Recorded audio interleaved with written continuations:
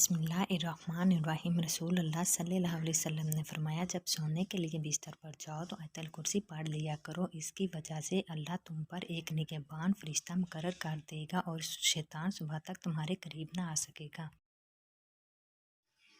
رسول اللہ صلی اللہ علیہ وسلم نے فرمایا، اس ذات کی قسم جس کے ہاتھ میں میری جان ہے، اگر کوئی شخص رسی سے لکڑیوں کا بوجھ باندھ کر اپنی پیٹھ پر جنگل سے اٹھا لائے، پھر انہیں بازار میں بیچ کر اپنا رزق حاصل کرے، تو وہ اس شخص سے بہتر ہے جو کسی کے پاس آ کر سوال کرے اور وہ اسے دے یا نہ دے۔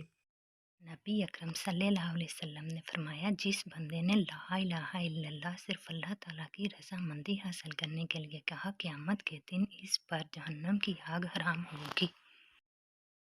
رسول اللہ صلی اللہ علیہ وسلم نے فرمایا، ایک مومن دوسرے مومن کے ساتھ ایک امارت کے حکم میں ہے کہ ایک کو دوسرے سے قوت پہنچتی ہے، اور آپ نے اپنے ایک ہاتھ کی انگلیوں کو دوسرے ہاتھ کی انگلیوں کے اندر کیا۔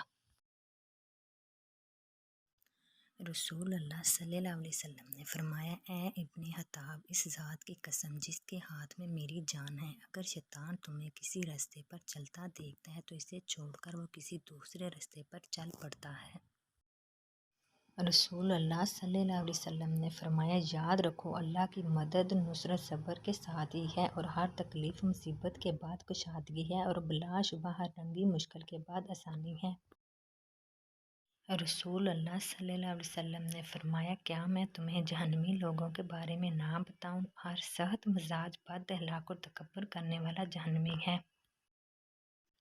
نبی اکرم صلی اللہ علیہ وسلم نے فرمایا، گالی گلوچ کرنے والے دو آدمیوں میں سے گالی کا گناہ ان میں سے شروع کرنے والے پر ہوگا جب تک مظلوم حد سے آگے نہ بڑھ جائے۔